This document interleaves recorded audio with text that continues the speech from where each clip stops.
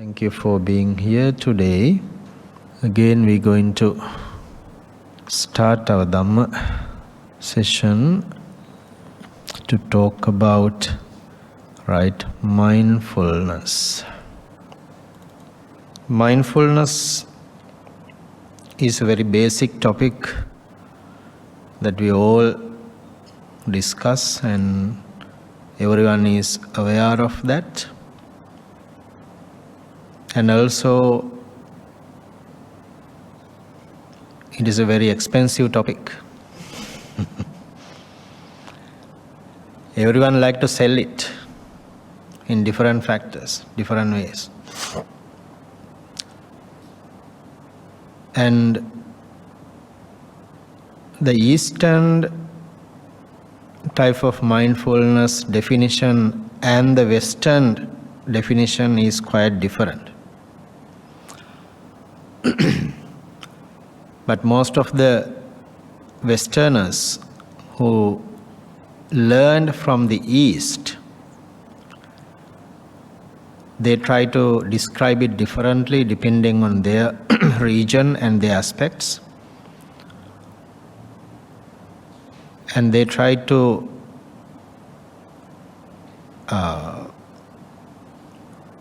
include mindfulness for each and everything, which is not incorrect. The Buddha's teaching helps us to understand mindfulness for a specific reason. We all have a mind, and then the mind should be mindful. Our key practice is to reach the Nibbana, and mindfulness is the layout for it. The Buddha's path always was the middle path, and then he laid out mindfulness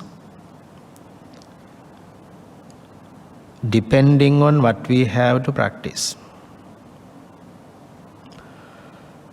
Mindfulness, when we talk about mindfulness, there are two sides of it. So today we're going to study and elaborate some of the details of mindfulness which Buddha has taught. The reason that I decided to pick this topic was most of the practitioners think we have only one type of mindfulness. So therefore we should have some clarification to understand what is the proper mindfulness and what is the proper way to understand it. Simply, not only humans have mindfulness. Animals also are being mindful. They have more attention, attentiveness, awareness of their targets and of their life, and also humans. Sometimes animals are mindful than humans. They are well focused for their targets. And animals mostly live in the present moment. They don't worry about the past. They don't have future plans. They just survive and live with what they have at the moment.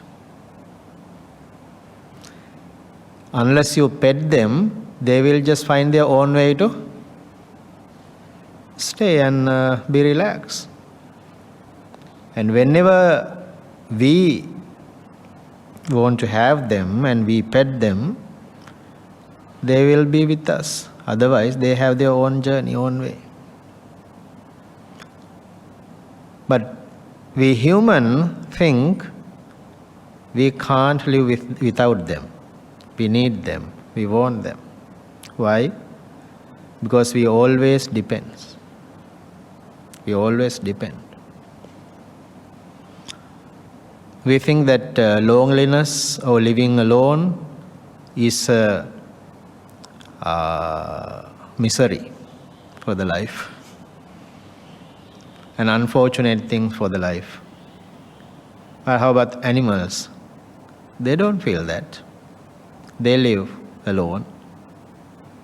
And even some of the animals, when they lost their partners, they just live alone. I've seen some of them.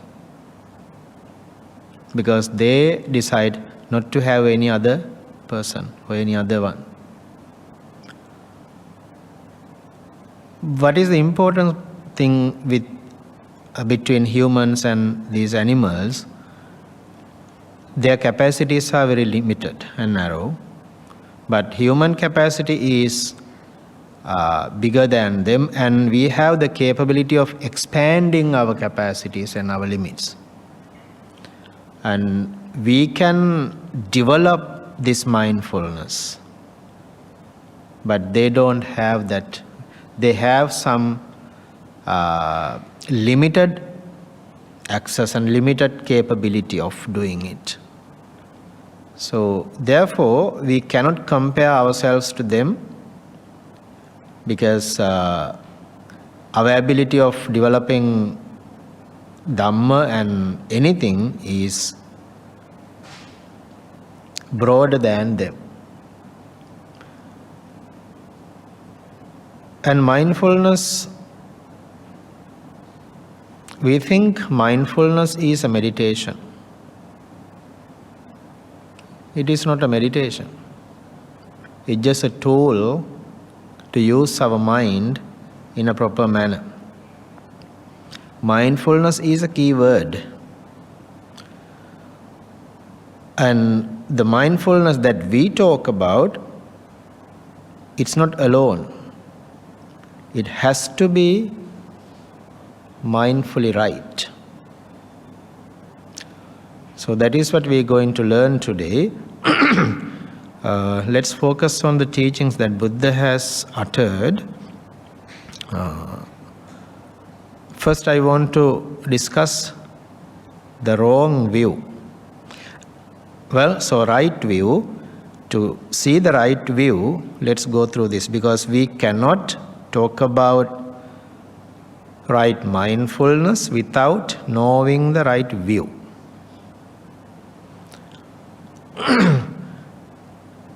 Rather than pointing out my personal opinions, I prefer go with the direct teachings. That's why I just picked those details. This comes in Maha Chattariyasika Sutta in Majjhima, grade 40 discourse. Buddha says there are two types of mindfulness, which is wrong mindfulness and right mindfulness. Plus, there are two types of views, wrong view and right view. And this is the wrong view. Basically, if a practitioner willing to reach Nibbana, that person must establish the foundation of the path. The path starts from the view. If the view, the vision is unclear, it's not easy to walk on the path because we can't see properly. Therefore, first we need to clear out the vision. We should have a clear vision in order to practice or walk on the path.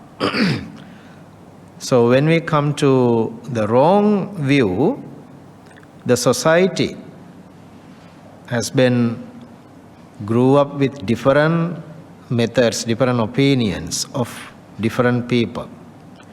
So some people may accept offering is good. Some people may not.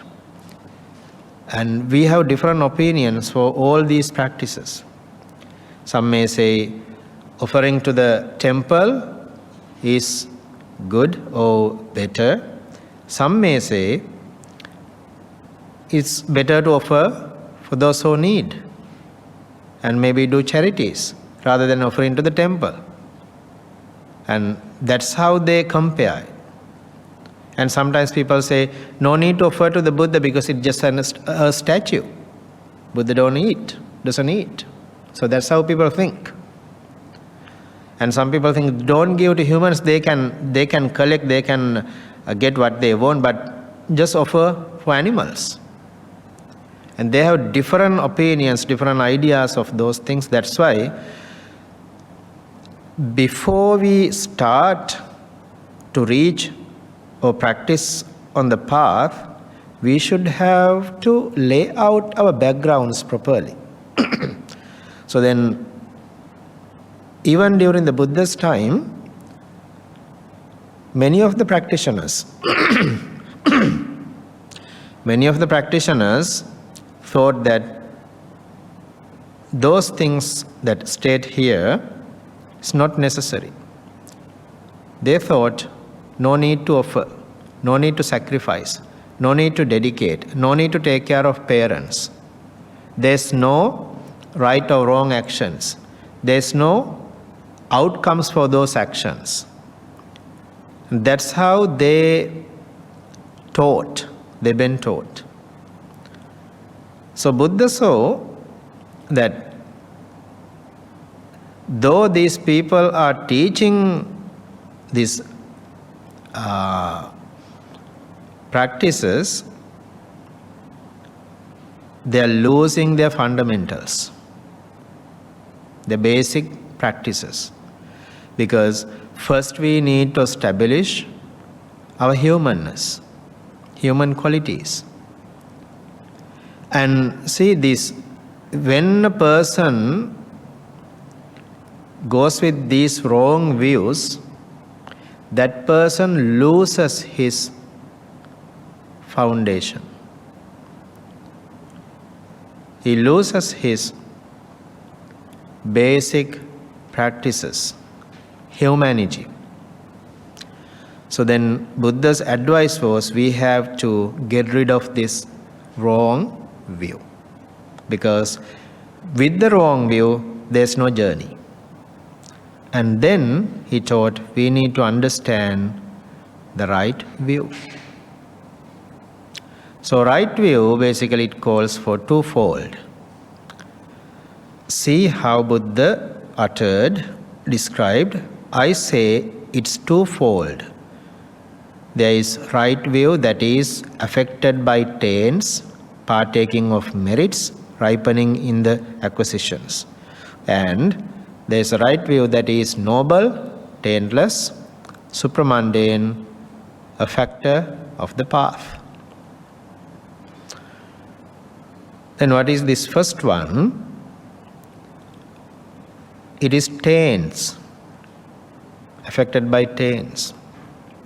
That means, taints means kilesa or defilements.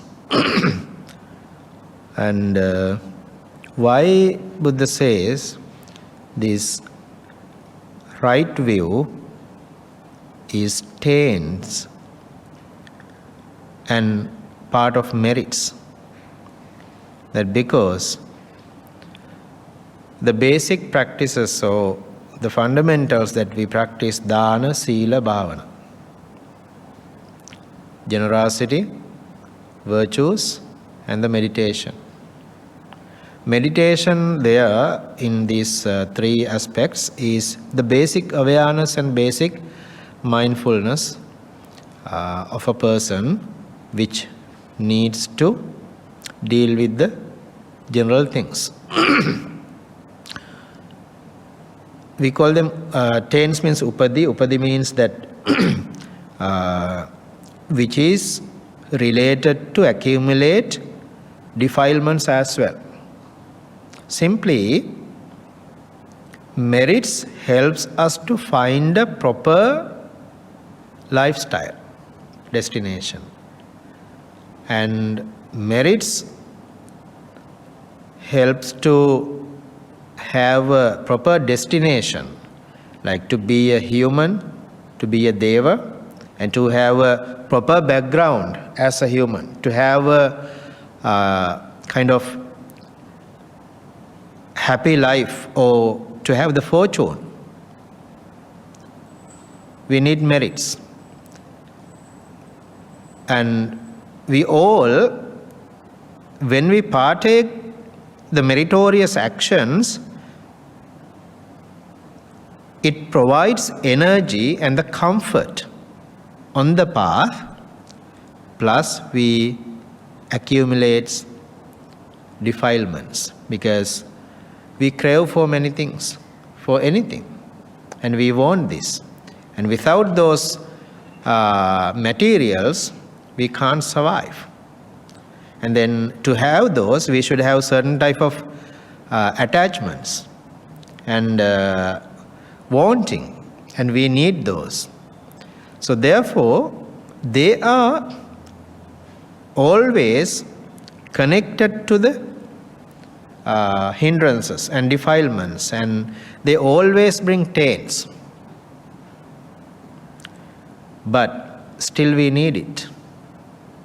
Still we need.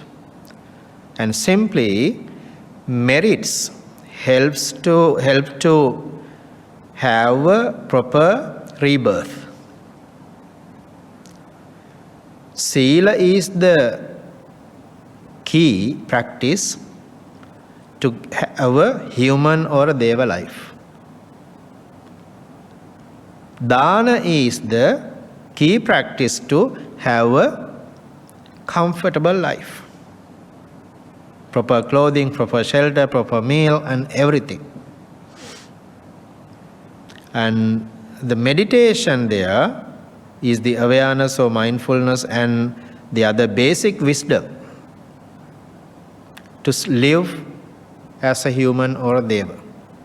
These we call three meritorious deeds. And when we talk about right view, the first type of right view is helping us to lay out a proper background as a human first. Then we develop our human qualities based on these three meritorious deeds. See, when we practice dana, it includes loving kindness, compassion, altruism, so forth. And sila also the same. And therefore, by practicing, by applying this right view, we have a proper human qualities in order to live as a human first.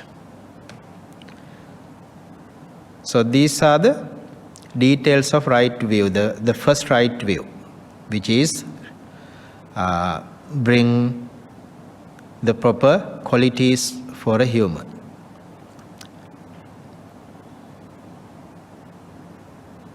So there is what is given and what is offered and what is sacrificed. There's a fruit and result of good and bad actions. There is this world and the other world. There is mother and father. There are beings who are born spontaneously. There are in the world good and virtuous recluses and Brahmins who have realized for themselves by direct knowledge. So, when a practitioner have this point of view and acceptance of these human qualities, we call them a good human, a good practitioner. and we live morally, and we have that humanness, human qualities as a practitioner, which we necessarily should be done. Now, we all have that foundation. Buddha says, without this first layout or the foundation, there is no walking on the path. Can we build a house without a foundation? No.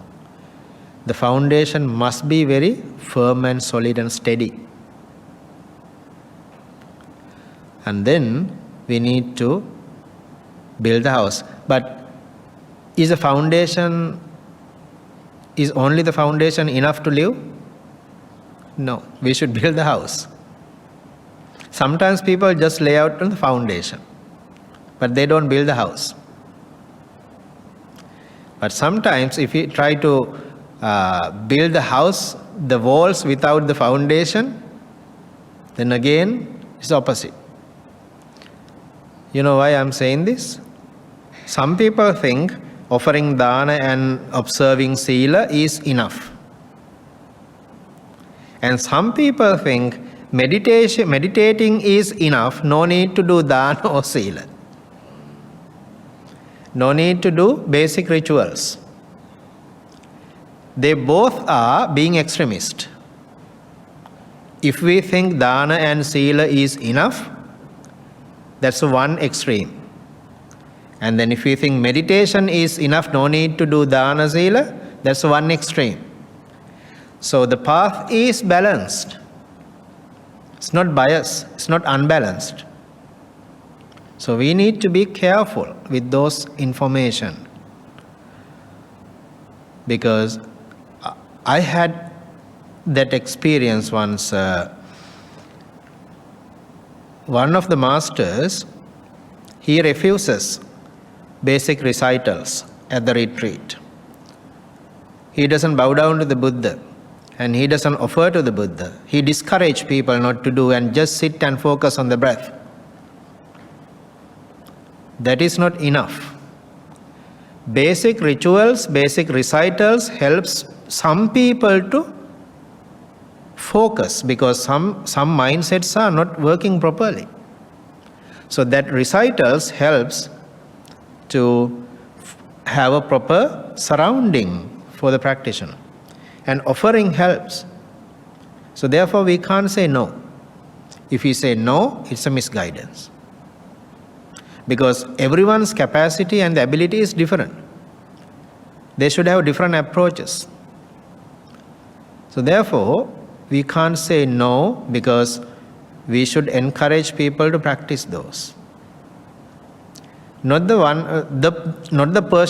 portion that I liked.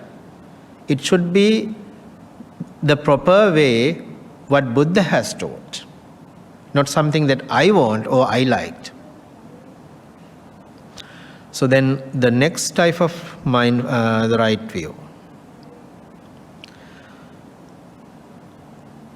So what bhikkhus is right view? That is noble, taintless, supramundane, a fact of the path.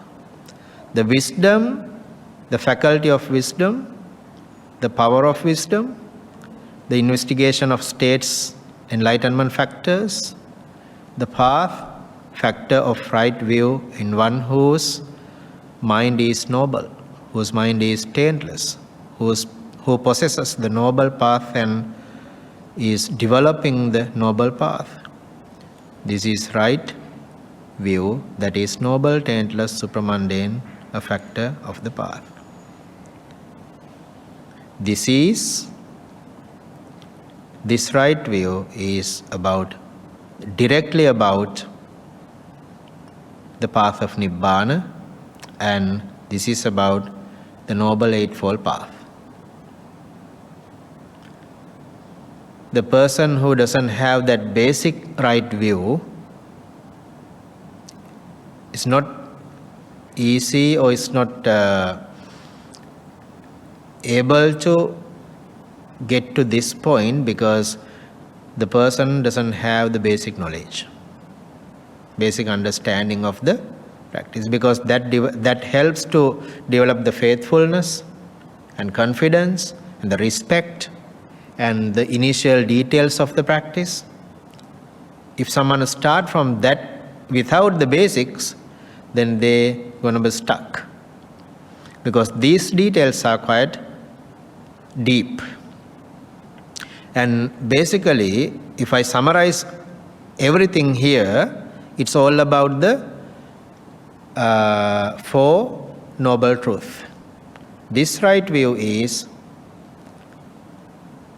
the understanding or the direct knowledge about the Noble Truths of suffering, and the origin of suffering, and the cessation of suffering, and the way leading to the cease the suffering.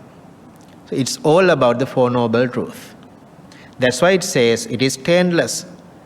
There's no taints, there's no defilements, there's no hindrances. It is for the higher attainments. It is a factor for the path or the Nibbana. It is directly about the middle path. So then that is the right view which uplift ourselves to the enlightenment. Then, if someone practices to reach Nibbana without these twofold of right views, there's no further development or practice of the path. If someone says, I'm practicing for Nibbana, I'm doing Samatha or Vipassana, they can say, but those practices, those details must be in the path, on the path. Without them, there's no liberation. So, why I want to emphasize the right view? Right mindfulness does not exist without right view. Without the right view. Why? The path starts from the right view. Right view, right intention, right speech, right action, right livelihood, right effort, and right mindfulness, and right concentration or samadhi. That's how the middle path has been laid out. So today we're going to focus on right mindfulness. Then whenever we talk about mindfulness, if we practice the Dhamma, if we practice for the Nibbana, the mindfulness should be right, and mindfulness should be in this concept or context, not the other type of explanation of mindfulness practices. So the person who practices towards Nibbana then should know this information. Let's just read it and then have a conversation around it. And what, friends, is right mindfulness? Here a bhikkhu abides contemplating the body as a body, ardent, fully aware and mindful, having put away covetousness and grief for the world. He abides contemplating feelings as feelings, ardent, fully aware and mindful, having put away covetousness and grief for the world. He abides contemplating mind as mind, ardent, fully aware and mindful, having put away covetousness and grief for the world. He abides contemplating mind objects as mind objects, ardent, fully aware and mindful, having put away covetousness and grief for the world. This is called right mindfulness. This is the mindfulness we need for Nibbana.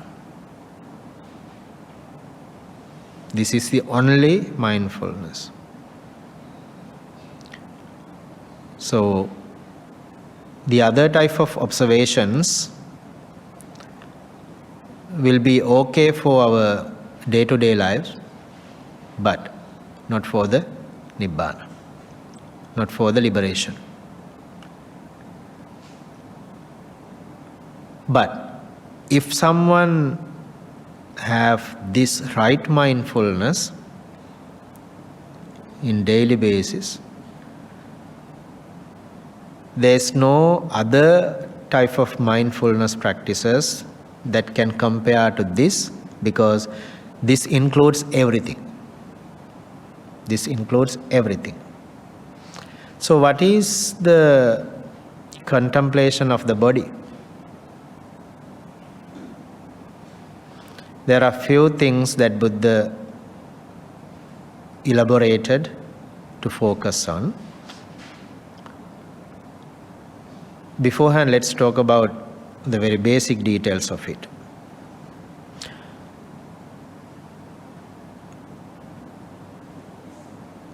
We are advised to focus on each and every moment, be aware of each and every moment of our day-to-day life. But we have to be aware. What you are doing now, you are sitting. While sitting, what you do? Listening. And while sitting, I'm talking. And knowingly that I am sitting, I do another action. Then I have to be very, very mindful what I am saying. Otherwise, I'm going to mislead you. So therefore, I need to be very mindful, very attentive with my words. And from your side, you are sitting, you are listening, and you need to be very mindful for your listening with your ears. Why? If you do not focus, you will not hear what I am saying. You will not grasp what I am saying here. That's an action. Those are movements. Then we need to be aware. What is the advice is, we should pay attention for everything whatever we do. Sitting, standing, walking, reclining, talking, eating, sleeping, drinking, urinating, defecating, looking away and walking back and forth, bending, stretching. No matter what we do, we are advised to be aware. That we call fully awareness. If we are not aware of things when we do, then we miss and we lose things. We lose our attention. And mostly we focus on someone else's, others, rather than our own journey. So what is the advice is, we have to focus on our own movements. We need to be aware. Then that way, we do not lose the mindfulness. But we have habits. Sometimes while driving, we have a habit to eat and talk. It's okay to talk. And sometimes some kind of dangerous things like reading or listening things. Some people listen to mindfulness talks while they are driving. I remember long ago in the US, a mindfulness teacher had a car crash while driving and listening to the mindful talk. Yeah. So what is the advice is, just do one thing at a time. One thing at a time. Even now, while you are listening, I am providing information. You're gathering the details. You gather the details, information, and then if you try to analyze it, or search, or Google it, or analyze in the mind, that means you're not paying attention. So it always happens with participants. They always keep writing, noting down. It's okay. But what happens, there are two things. I have to pay attention, and then I have to write down. Then the mind is switching always. It's a distraction for the practice. That's why we've been advised to do one thing at a time. And we like multitasking, but it is not healthy all the time. Sometimes may help, but not all the time. And that's the fully awareness. And then we are asked to focus on the breath as a meditation. That's one type of bodily contemplation. And then we are advised to contemplate or focus on our bodily features. There are 32 types of bodily components. Why we are advised? Because we have so much pleasures, displeasures, attachments with our bodily components, with appearance. And then in order to suppress and overcome the lust, the desire, we are advised to focus on these 32 bodily components to see their repulsiveness or disgusting matters or downfall. That's one type of contemplation. The purpose is to overcome the raga or the desire. And sometimes we know sometimes we've been asked to focus on music and some other recitals, mantras, those things to be mindful. Yes, that's good, but not supporting for the Nibbana. Yeah, it's not supporting for the Nibbana, it's good for relaxation. There's a type of relaxation, but people think that it's relaxing. It's a part of distraction for me. Yeah. If I want to be relaxed, I usually don't need to focus on anything. But I always hear noises from the road, from the other side of the road. But yesterday I was really focusing on that noise. Is it disturbing me? When I really focus on it, fully aware on it, I heard it very closely. Then I thought, this noise always been here. People are shouting, and then the vehicle are passing by, and early in the morning, I think the Kovilis start to play their recitals, and those things are always there. In the morning, in the evening, throughout the day.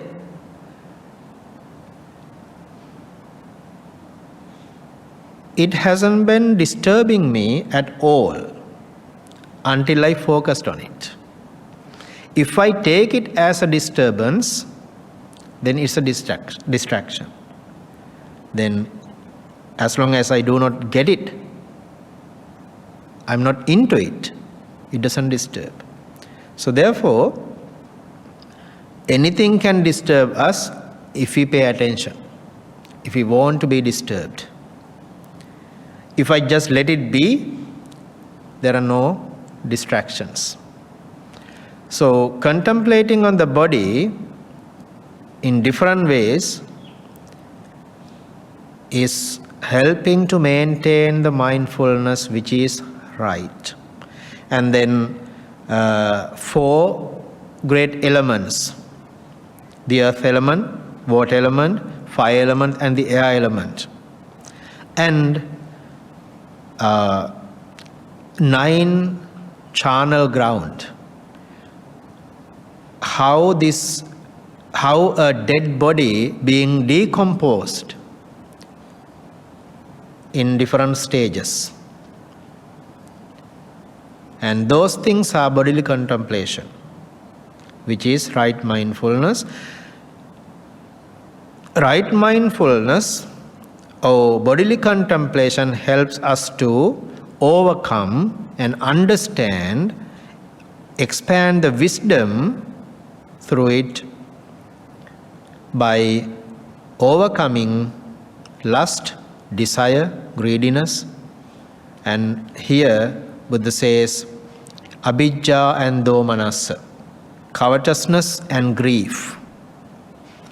Basically with everything we have pleasure and displeasure experiences, pleasurable and displeasurable experiences. So this covetousness and grief is the maximum experience. But the basics are liking or disliking, pleasure or displeasure. That pleasure and displeasure has been growing up to covetousness and grief or ill will. What is a covetousness?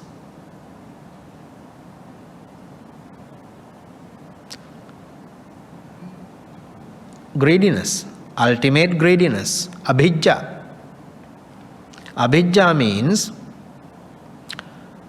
I expect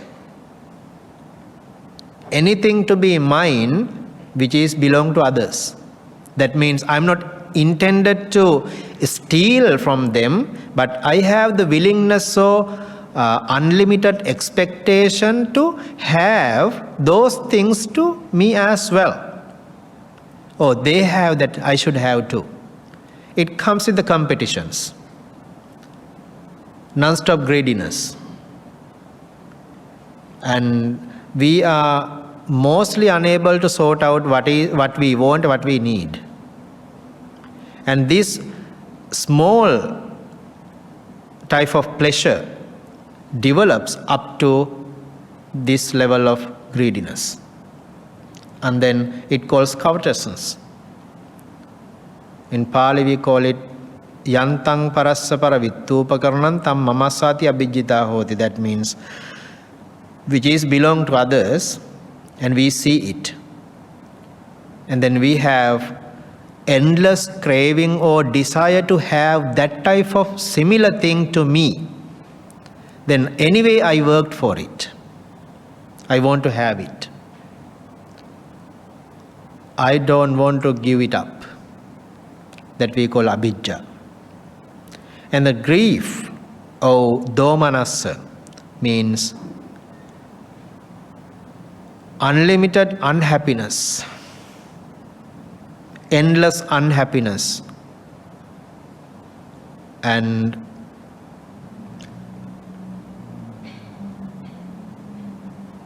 simply starting with disliking, displeasure, and then grows up to this level, up to ill will.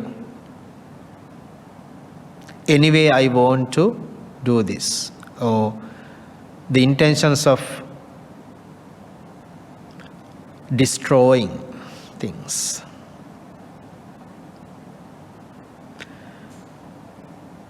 But we all don't have those similar things and these type of things all the time. But our unmindfulness can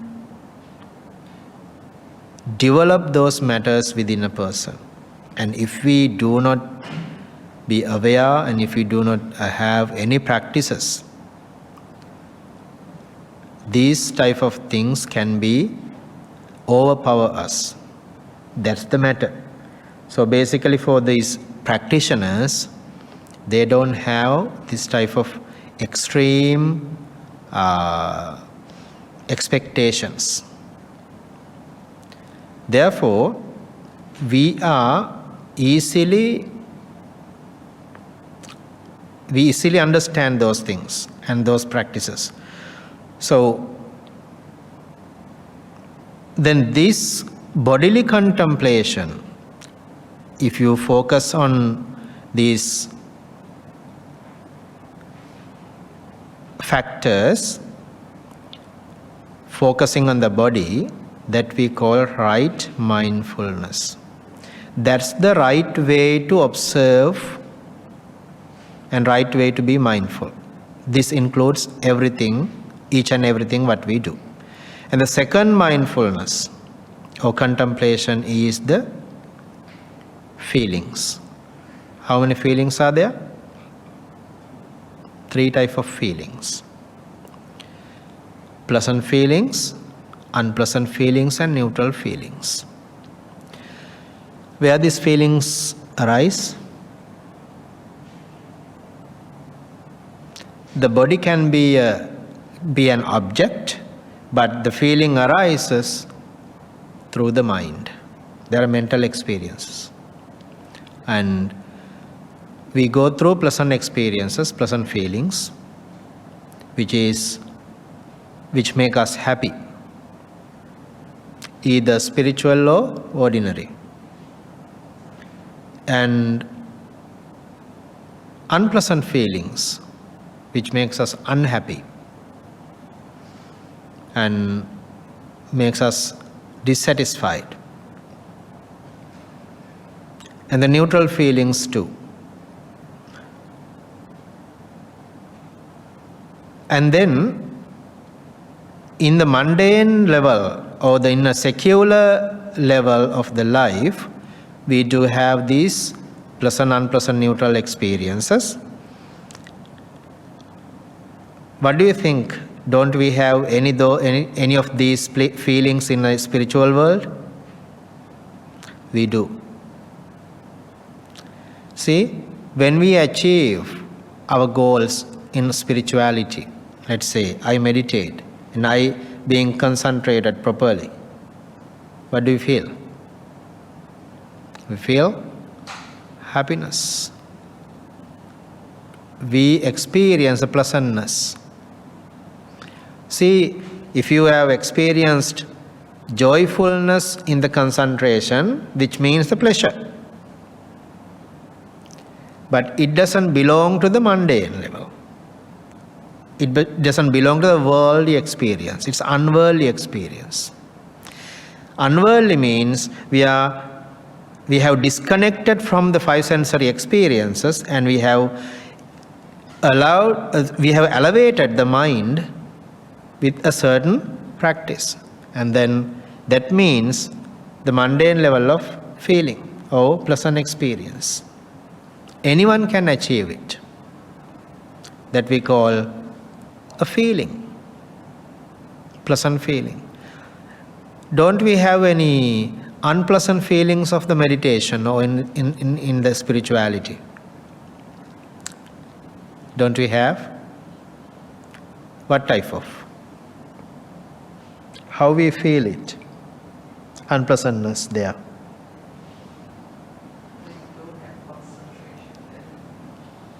True. When we are unable to focus, let's say I'm trying to be focused, but mind wanders. What I feel? Frustrated. Worries. Why? That's unpleasantness there. I try to meditate, but I always experience distractions. Mind is clouded, disturbed, noisy. And I think, this doesn't work for me. That unpleasant experience is there. For what? Not being able to meditate. You know what? Buddha said that unpleasant feeling is good. It's better to have. Why? Because we worry about not being able to meditate. We are not worrying not to meditate. We want to have that. So therefore we worry, I can't achieve it yet. That worries bring more energy. That's why we need that unpleasantness. I mean, we don't need to create it. But if it comes, then we just accept it. Yeah, so it's better. Because I'm worrying to meditate. That's unpleasant experience. I'm waiting to reach concentration. I'm waiting to be mindful. That's better. And what's the neutral feeling there? Neutral feeling means the mind being balanced and come to the equanimous, being upekkha. That means without falling into the pleasant or unpleasant experience, mind being balanced.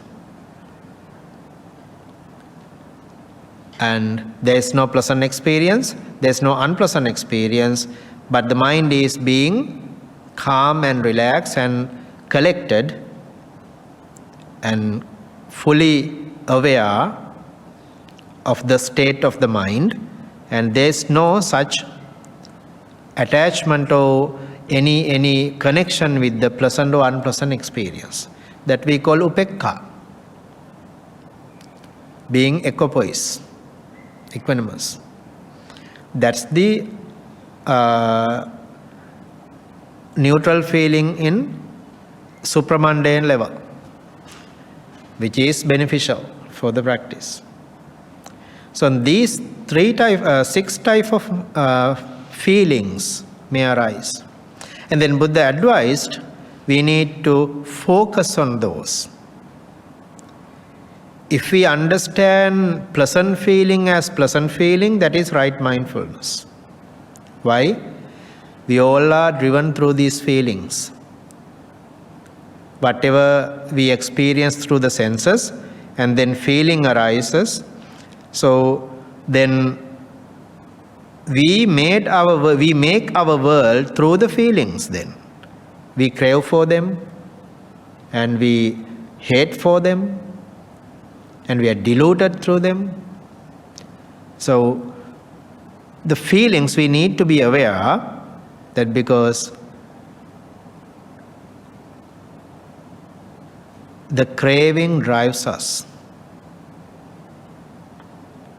Buddha says, Uno loko atitto tanha daso. This world always feels empty.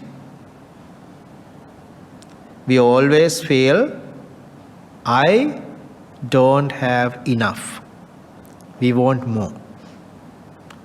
That means the craving drives us.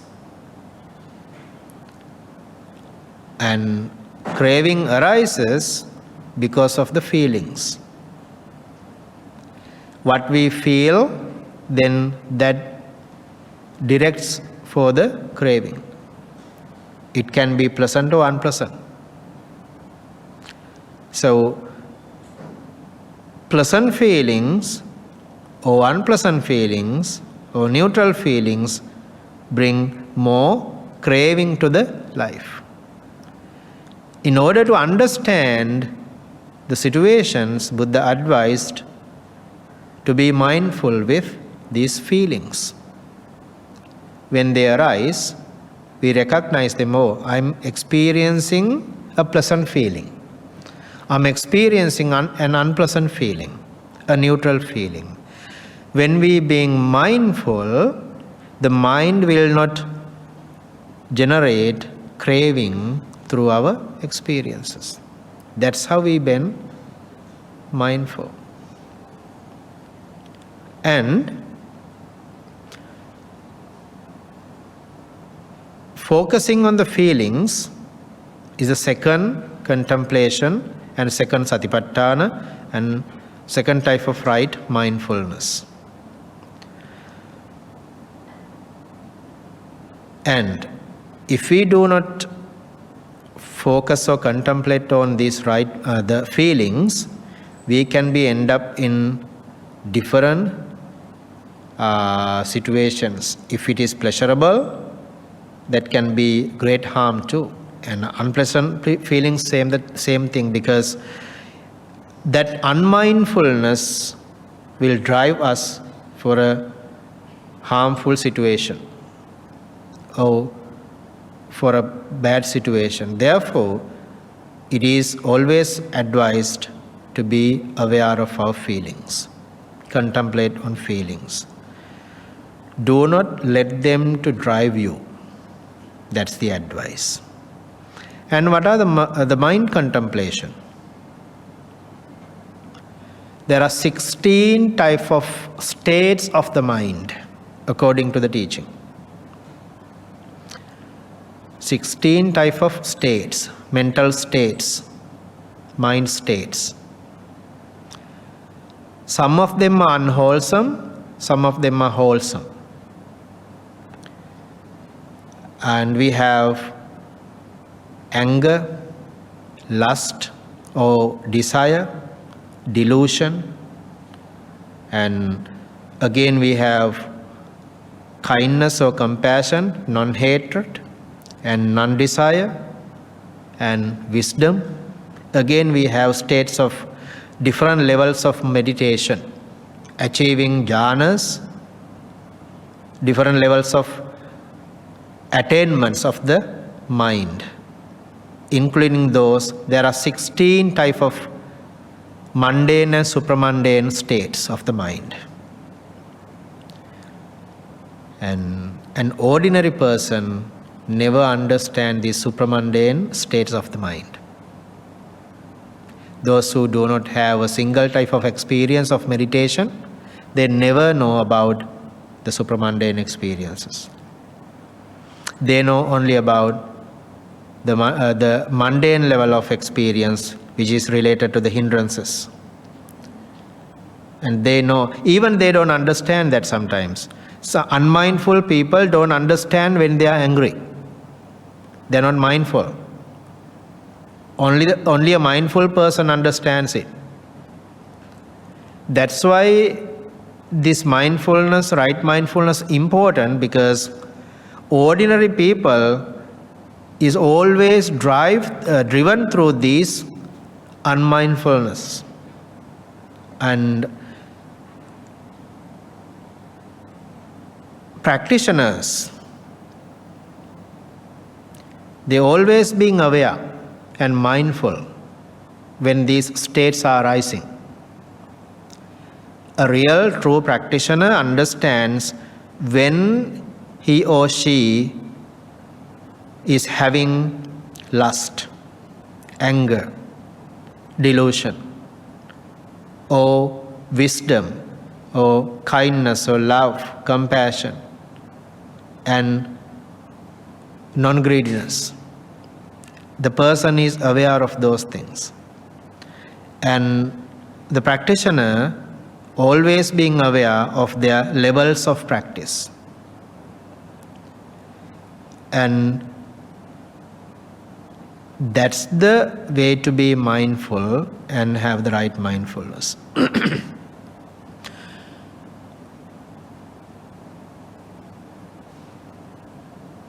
So, third, right mindfulness teaches how to understand the different natures of the consciousness.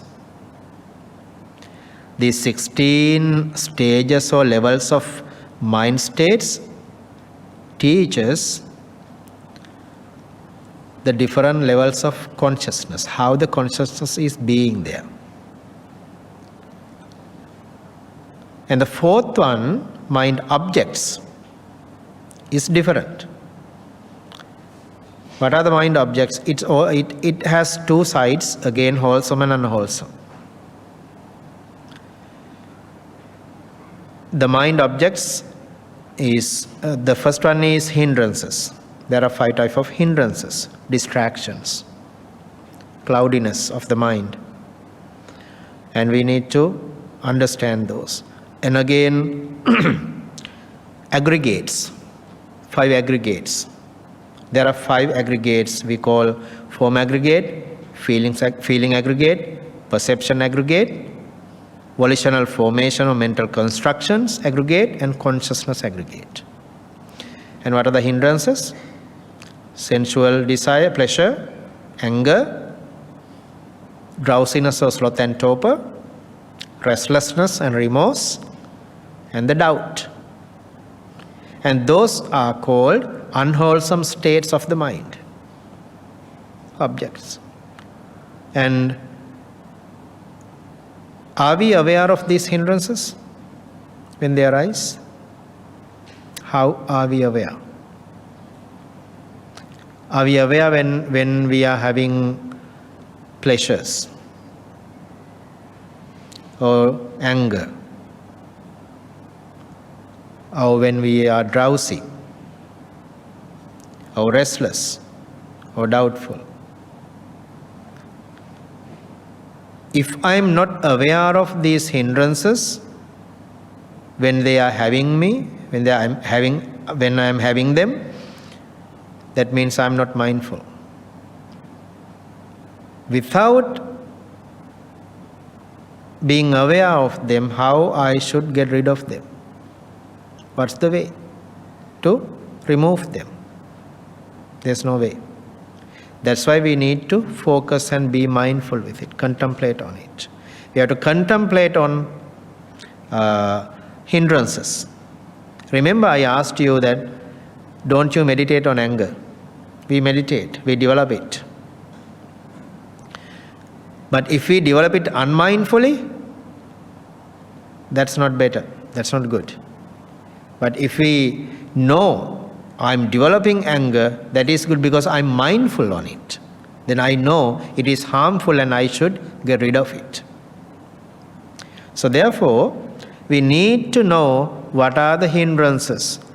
When hindrances are in me, then I need to be aware of it. Then I know I'm having pleasant experience. That's a hindrance. I'm having unpleasant, or I'm having anger now. That's a hindrance. I'm drowsy. I'm sleepy. I don't have energy. I'm lethargic. Then I know that. And I'm restless. I'm having remorse. Then I'm aware of it. And then I know which state that I'm being at the moment. And then when the doubts are coming to me, then I'm aware of that I'm having a doubt. Then I need to clear it out. Unmindfully, how can we overcome them? Can't.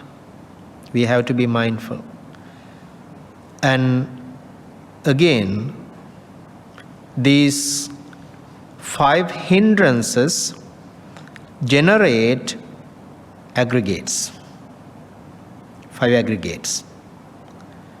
We talked about them on Friday evening, how they're being created through the senses. When we are attached to the sensory experiences, that means we are hindered. That hindrances means we are creating aggregates. Though we learn those in separate lessons, they are having at the same time. They come together as a group.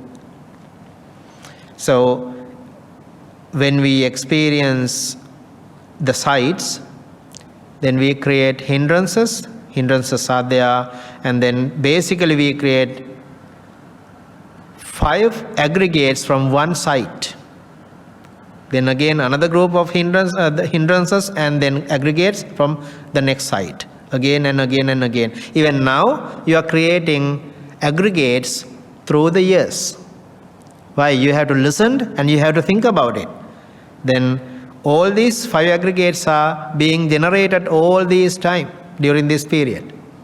Not only years, even the sights.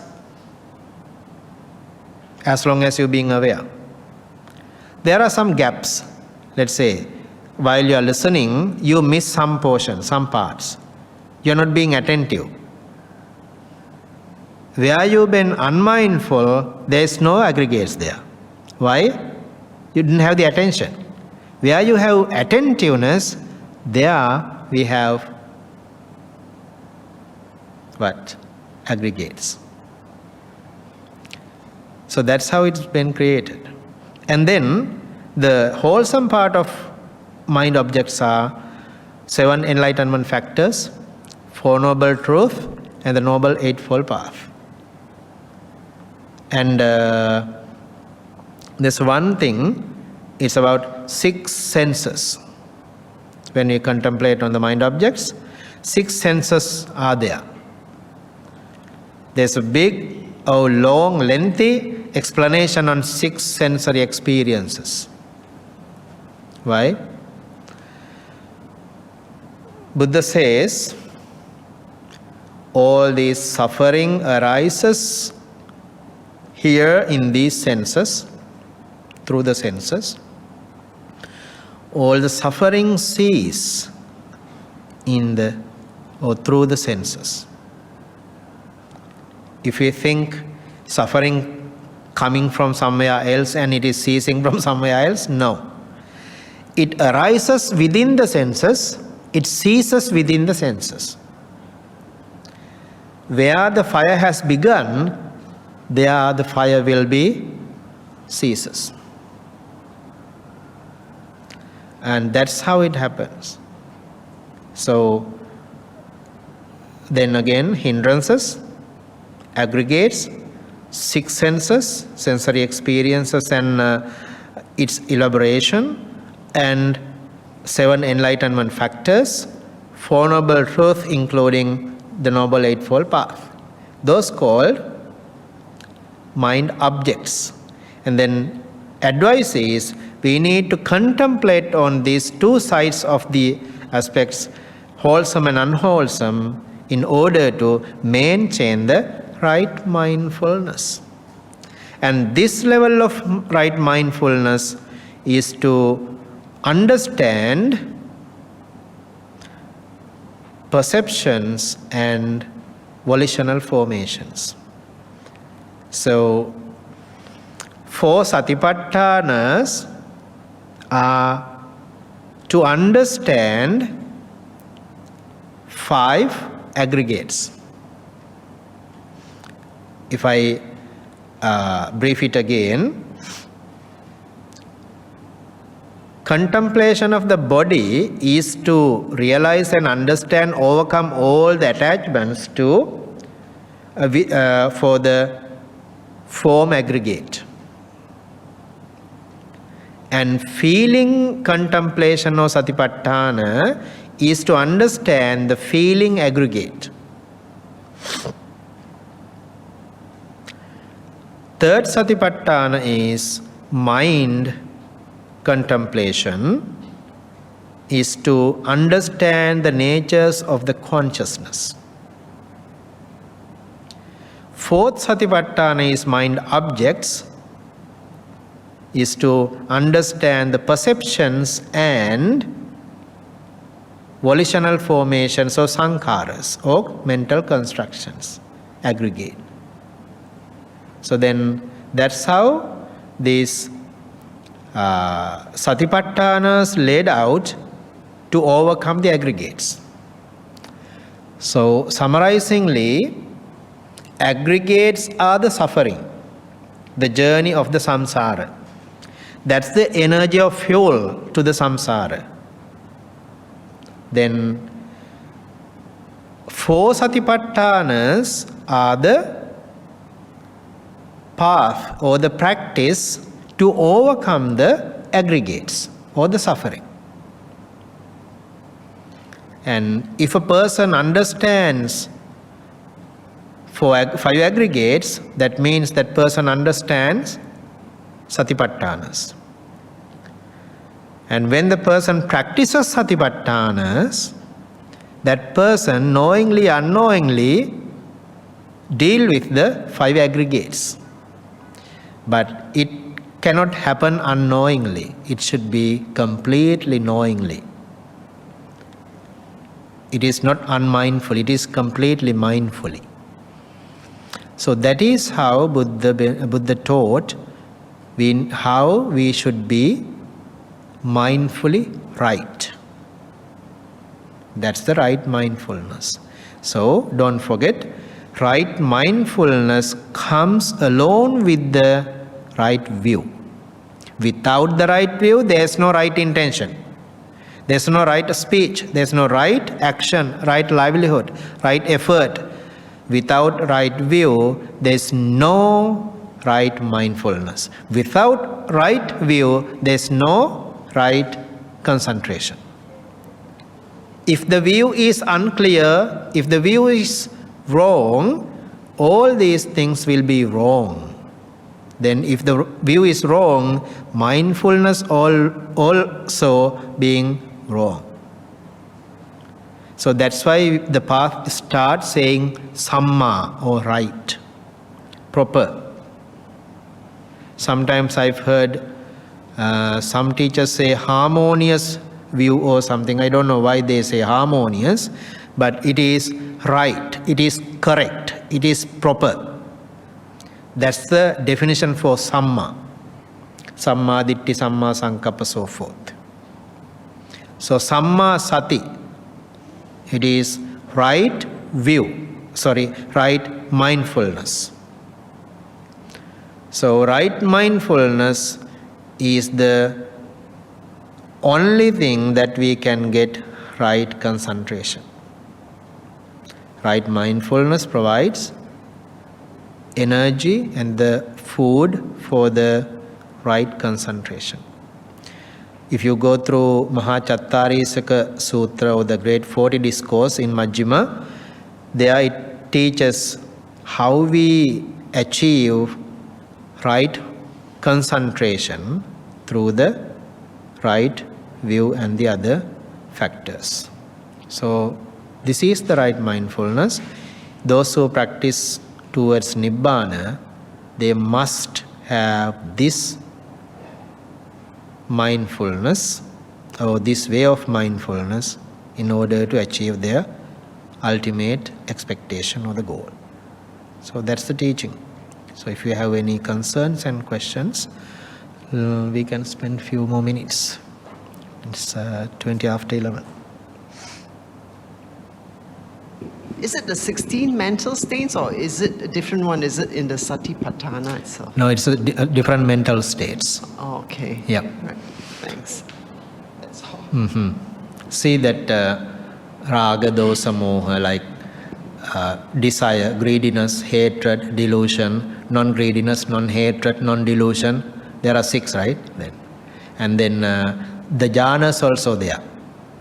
Different levels of jhanas and experiences. Like when the mind is contracted, it's a state. When the mind is expanded, it's a state. When the mind is hindered, it's a state. When the mind is more energetic, it's a state. Like that. And see, even in one meditation session, we will feel mind is so contracted and squeezed, and mind is so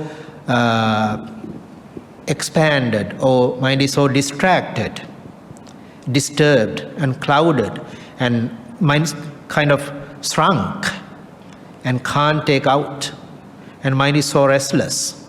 Those type of states of the mind. And how about if the mind is more energetic and attentive and focused and more concentrated? It's a state. That type of levels of the mind. But they are the shapes of the consciousness. That's the consciousness. That's how the consciousness being in different stages of the mind. We can experience those. We experience actually. Even now. Just look into your mind how it looks like now. Are you drowsy, sleepy, boring? Just recognize what is your state of mind at the moment. It is what it is. Then, Now. what is the experience? Then, what is the next? What is next? What's next? Yeah. That's good. So, when, let's say, I'm experiencing the lustful state, that raga, then what does a practitioner do there? When the practitioner experiencing a lustful mind state, what he has to do with that? I'm asking you. What is the practice there?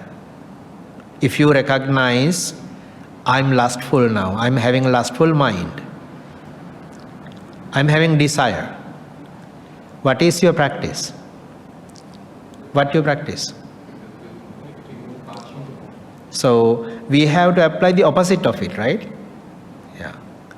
If I'm having anger, agreeable state, what is my practice? What is my application? Right? The opposite of it. That's how so first we need to recognize I'm having this state of the mind, and then if I let it grow, if I hang on to it, if I maintain it, what will happen? Anger will grow. Lust will grow. Is it suitable? I should be very shameful. I should be very shameful if I let it grow, because it is not suitable for a practitioner. What is the ordinary beings do?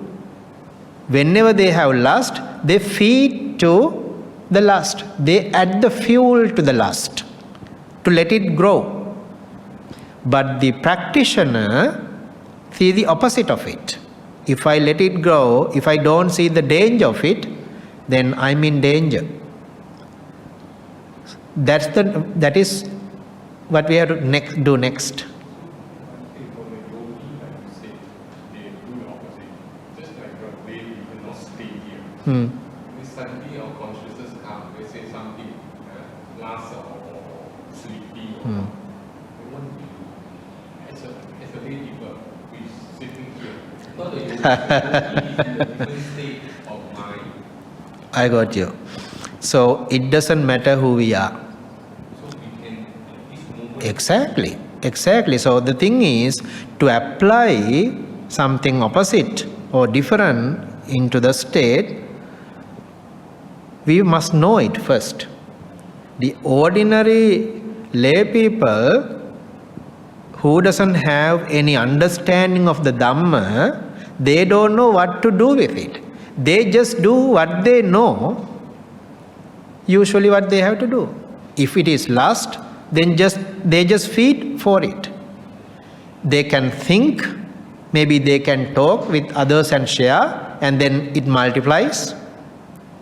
Right?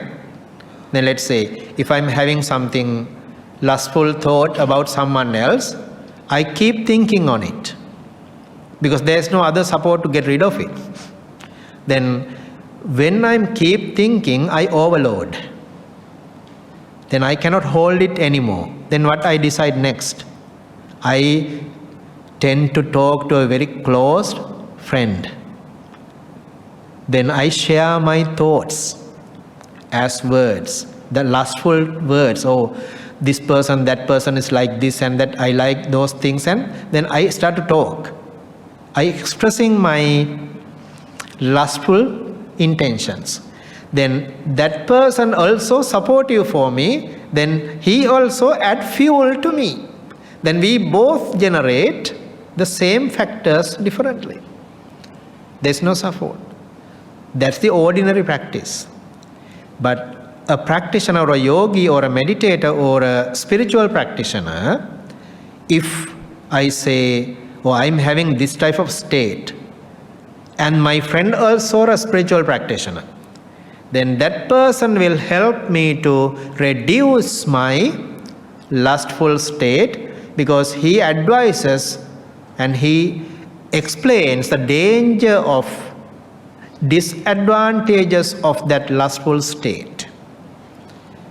That's how it comes. Then layperson, it doesn't matter layperson or a monastic or a meditator or a non-meditator, it depends on the situation too. And also we don't need help from someone else's. If we have the knowledge, if we are knowledge, and if we do what we have to do, then we just do it. Because we can't depend always. Bhante, can I ask this question? You were talking about right view. Two kinds of right view. One is a right view affected by taints, and one is right view that is noble, taintless, and supreme mundane. So now, first thing, like you say, you have to have the right view, okay? So right view with taints, is it by default? How did they end up right view with taints. And then if it's the case, is it you have to do something, do some practices to go to the other level, which is noble and taintless? So how do you do it? What is to deal with it? So the basic that right view with taints, or simply the merits that we need, as I mentioned, we need to lay out a proper foundation for us, and then based on that, we are not limiting ourselves for this taintful or taintful situation, or this the basic level of right view and we are not limiting ourselves for the fundamentals. We lay it out, and then based on that we build the house. What's the house? What's the roof? What are the walls? It is the second type of right view. So let's say we do dana, sila, bhavana, all. Right? That's the basic. If we think, oh, that is enough for me now, there's no development. But besides that, meanwhile I am practicing dana, sila, bhavana, and also I start to enhance my wisdom. We practice samatha and vipassana. So samatha and vipassana is the supramundane, taintless way. Because the taintful way is, I'm having a good journey, I'm having a good life, but it is fuel to the samsaric cycle. It is fuel to the cycle of rebirth. But meanwhile, if I practice vipassana and samatha, that is a way to reduce the fuel as well, cutting off the cycle of rebirth.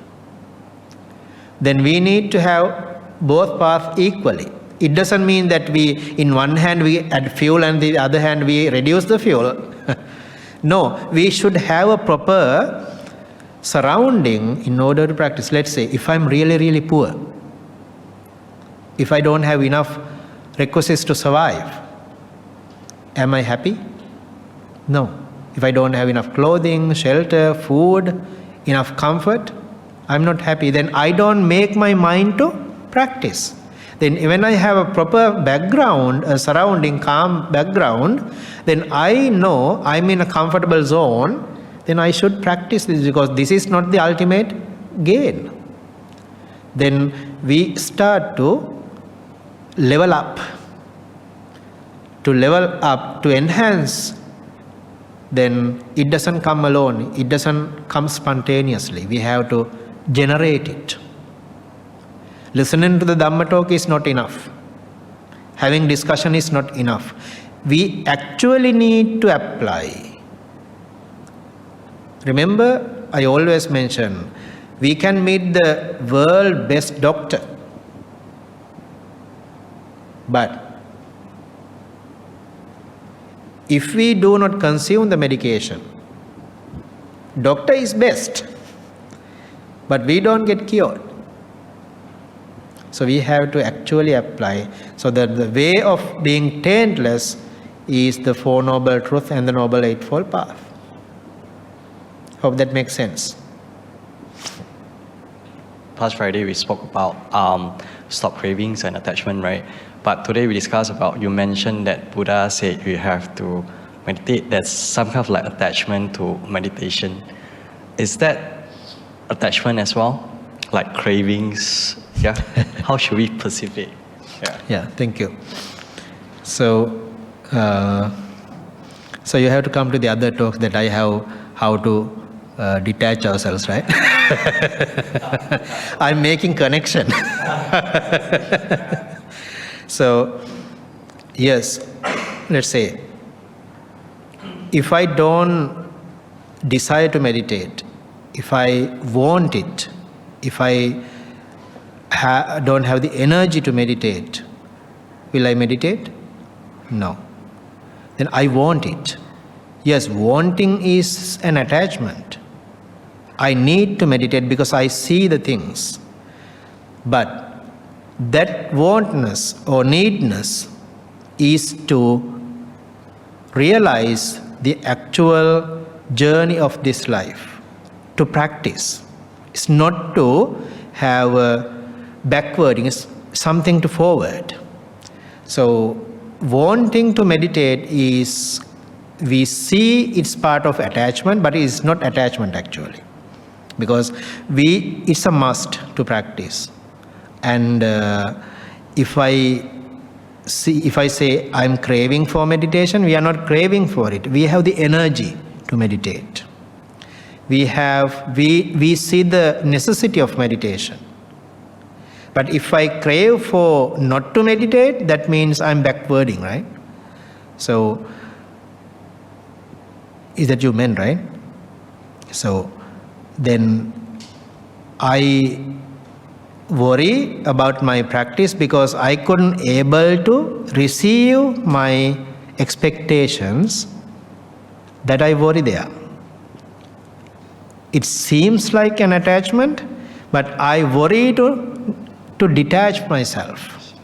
Maybe can I simplify it? So it's in terms of spirituality, our soul always looking for advancement. So if you attach to, let's say, materials, like all these, actually our souls are being demoted. But in terms of meditation, practice, maybe seva, it's actually elevate our souls. Say that again, please.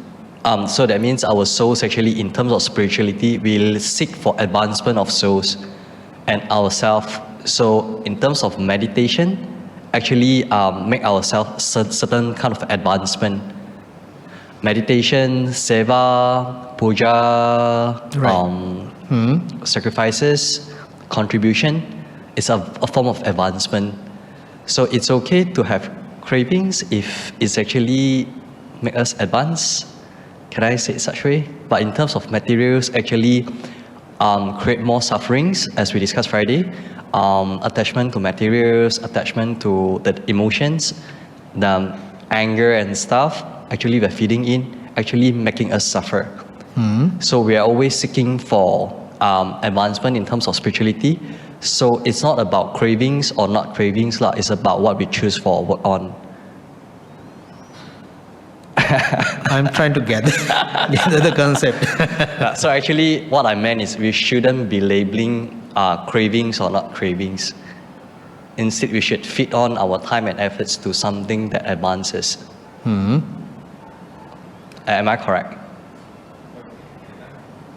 Yeah, sure, please. Yeah. My little understanding. So what basically I think is that people always have an absolute definition, like attachment, detachment. They put an absolute term, mean that attachment is bad. But I believe that there is a wholesome attachment, there is an unwholesome attachment. Of course, that is a line we have to define ourselves, I think that is, a lot of people have problem. They take the word as an absolute term. So when you talk about attachment, mean if you, like you say, you have a, within inverted comma, attachment to improve spiritually, attachment to be better in your meditation and all these kind of things, I regard that as a wholesome attachment. Isn't it? Of course, it's only a words. It's a words. So I think we don't define it very absolute. Have a balanced middle path. Thank you. Thank you. I think I can keep that question for the next topic. Yeah, then you have to come again. I don't have the calendar now actually. It should be in January. Yeah. I think after the retreat. So,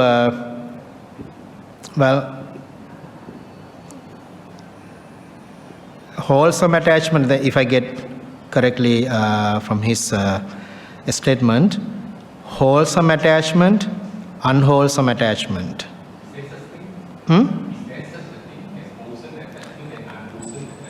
So you just said that it's just words. So all these are concepts.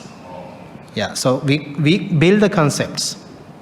And then we try to elaborate and try to work on those concepts, and we try to get some thoughts from others, and then try to make a kind of salad on it. Not really the right way. Yeah, that's the thing. So, if we attach to wholesomes, attach means we are not fighting or compete for it, right? It's what is necessary for the practice. If we attach to unwholesomes, that is something compatible, because we want to do those things and we compete for it and we fight for it. We make a life with it. And if we do wholesome attachments or wholesome competition, that is not the right thing to do too. Because I'm not offering to show off. I'm not offering to compete someone else. And I'm not always comparing myself someone else to. And I'm not meditate to compare to someone else. Because it's not the right way to do it, right? How about the ordinary world? The ordinary world always goes on that side to compete, to fight, to compare, and to give a fight for others. Right. Okay. So it's 20 to 12. Are we good? Okay, so let's do the dedication and wrap the program. Let's do the Anumodana. May all heavenly beings and deities may partake these merits and fulfill their wishes, and may they protect us day and night, as well as all the departed beloved relatives and friends. May they partake these merits and may they fulfill their wishes, and may they be happy and joyful wherever they are. And finally, we all are be able to overcome this samsaric cycle and attain to the supreme bliss of Nibbana.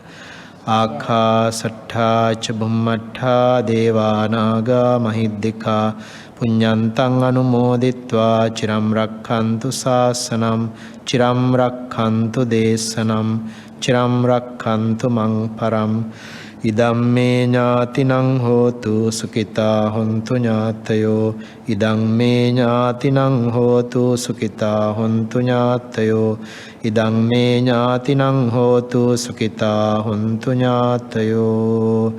You may receive the blessings.